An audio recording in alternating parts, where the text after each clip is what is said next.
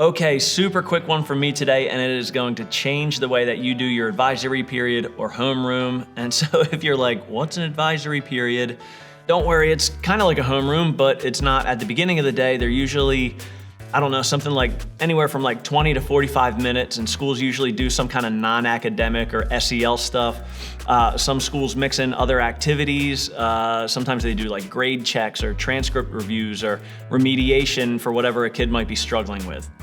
So now that we got that out of the way, talk about a game changer with minimal work. I was out visiting one of our schools in Illinois, and I was walking around with the principal and counselor, and we were checking out how they used our curriculum. If you have no idea what that means, just check out the link in the bio or the description.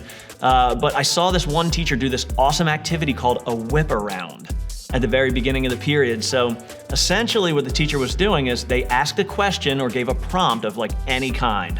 Like, what's your favorite peanut butter brand? What's your favorite music streaming service? What's your favorite movie of all time? Whatever. So the teacher gives the kids like 60 seconds to think about it, and then tells everybody to go ahead and get into like a really big circle around the perimeter of the classroom. And then the teacher points to a student and says, go.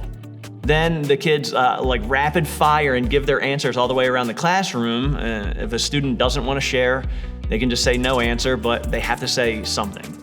So all in all, with a class of like, it was like 20 kids or something, it took like 2 minutes from beginning to end. And here's what I loved about it, that it encouraged every single voice to at least be heard. Some kids can go a whole school day with just feeling completely like unseen. That like all the kids in this classroom just knew that it was going to be happening. And that really does matter because we know that predictability leads to confidence in students. The principal told me that they also had a committee that presents on these whole group activities and gives suggestions to the rest of the staff. So if you're wondering what these types of activities are called, they're technically called welcoming inclusionary activities. And here's how they help you in your journey to change and improve the way your classroom feels and the way your school feels. These types of activities really lay the groundwork for student engagement. Research is very, very clear that when students feel seen, accepted, and understood, they feel happier, healthier, and then obviously they're higher performing.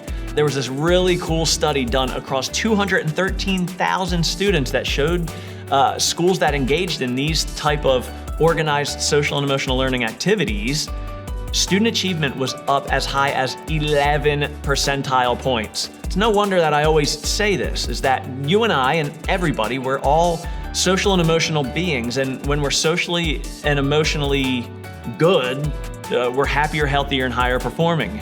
So again, these activities are highly Googleable. They don't take a lot of time. They're really fun if you get into them. They really give you a higher level of job satisfaction, and they help you to build the kind of school culture that makes your job that much more satisfying. So if you need some tools that get students talking, we have some freebies in our demo curriculum. If you're anywhere from 6th through 12th grade, that are sure to get your students' voices heard. It'll help them to have fun. It'll help you to have fun with them. And the other thing that I want to plug while I'm here, if you are one of our school partners, I want to let you know that we have a new student merch section and a staff merch section.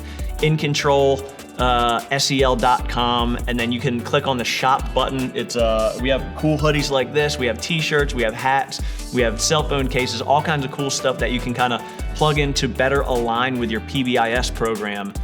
Talk about giving students rewards and reinforcing what they're doing to help change your school culture.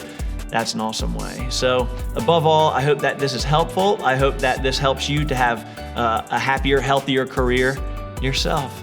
All right, y'all. Talk soon.